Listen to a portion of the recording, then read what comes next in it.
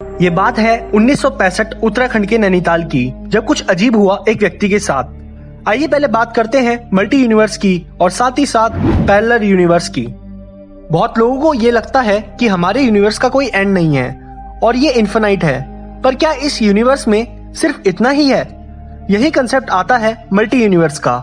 इस थ्योरी के ही हिसाब से और भी यूनिवर्स हैं हमारे जैसे, जिसमें और भी अनडिस्कवर्ड प्लैनेट्स हैं।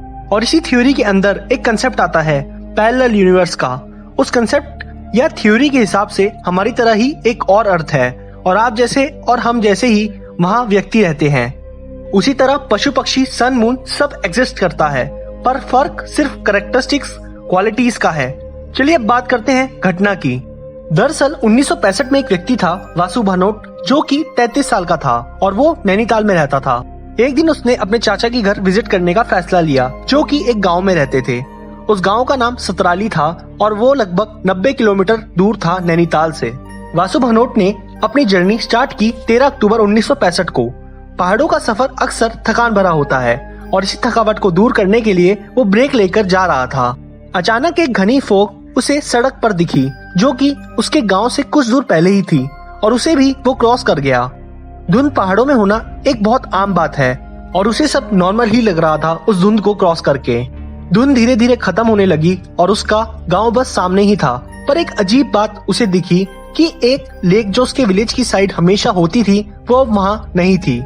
लेक का गायब होना उसके लिए बहुत अजीब था, क्योंकि वो लेक बहुत बड़ी थी और साथ ही साथ वो कभी ना खत्म होने वाली लेक थी। फिर वो लेक कहाँ गई? वासु हर साल अपने चाचा के घर विजिट करता था और पिछले साल भी वो अपने चाचा के घर आया था, तब भी वो लेक उस जगह पर थी, पर इस बार वो लेक वहाँ से गायब थी। और वो लेक इस तरह गायब थी जैसे मानो वहाँ पर कोई लेक हो ही ना। उसे इस सवाल का जवाब जानना था, इसलिए वो दौड़ा दौड़ा अपने चाचा के घर गया। उस गांव में उसके चाचा का पुश्तैनी घर था और वो घर जब पहुंचा तो उसने दरवाजा खटखटाया। जब दरवाजा खोला गया तो दरवाजा खोलने वाला व्यक्ति उसका चाचा नहीं था। वासु को लगा कि शायद उसके चाचा ने किसी को हेल्प के लिए रखा है, इसलिए वासु अंदर चला गया। अंदर घर का माहौल बड़ा ही अजीब था, क्योंकि अंदर का स्ट्रक्चर बिल्कुल ही अलग था, जैसे उसने कभी अपनी लाइफ में नहीं देखा था। और जिस व्यक्ति ने दरवाजा खोला था, उस व्यक्ति से भी वासु कभी नहीं मिला था अपनी जिंदगी में। अब कुर्सी पर वासु बैठ गया और उसके मन में कई सवाल थे। वासु अपने सवाल पूछने ही वाला था उस अजनबी से, तभी एक औरत वासु के लिए पानी का ग्लास लाई। और अब वासु को ऐसा लगने लगा था कि मानो वो अपने चाचा के नहीं किसी अजनबी के घर आया हो, क्योंकि जो औरत उसके लिए पानी का ग्लास लाई थी, उस औरत से भी वासु कभी नहीं मिला था। पानी पीते ही वासु से अजनबी ने पूछा, आप कौन है और आपको किससे मिलना है? वासु ने अपने चाचा का नाम लिया और बोला, ये उनका घर है। और वो कहाँ है? तभी अजनबी ने कहा, यहाँ ऐसा कोई नाम का व्यक्ति नहीं रहता और मेरे बचपन से ही मैं यहाँ इस घर में पला बड़ा हूँ। उस अजनबी की एज लगभग 60 साल की थी और ये सुनकर वासु के होश उड़ गए कि आखिर ऐसा कैसे हो सकता है। वासु को बहुत अजीब लग रहा था। वो सबसे पहले उठकर घर के बाहर गया और उसने घर को अच्छे से देखा कि कहीं वो गलत घर में तो नहीं आ गया, पर ऐसा नहीं था। बाहर उसने देखा कि ये वही घर है जिसमें उसके चाचा रहते थे। ये सब क्या हो रहा था उसको कुछ समझ नहीं आ रहा था। अजनबी ने वासु को कहा, जरूर तुम्हें कोई मिसअंडरस्टैंडिंग हुई है। वासु को कुछ समझ नहीं आ रहा था और इसलिए वो वेरिफिकेशन के लिए पड़ोसियों के पास गया और उसने भी अजनबी को उसका पड़ोसी बताया। ये सब देखकर वासु उस गांव से भागकर शहर की ओर निकला और उसने फैसला लिया कि वो अपने पिता और पुलिस को लेकर गांव दोबारा आएगा और सच का पता लगाएगा। शहर की ओर जाते समय फिर एक धुंध भरा रास्ता आया और वो वासु ने क्रॉस किया। शहर पहुंचते ही अपने पिता को सारी कहानी बताई और फिर पुलिस की सहायता से वो दोबारा गांव की ओर आए। पर इस बार इस रास्ते में कोई धुंध नहीं थी। साथ ही साथ लेक, जो कि गांव के किनारे पिछली बार वासु के टाइम नहीं थी, वो वापस आ गई थी। वासु को अपनी आंखों पर विश्वास नहीं हो रहा था कि आखिर ऐसा कैसे हो सकता है, लेकिन ये तो शुरुआत थी।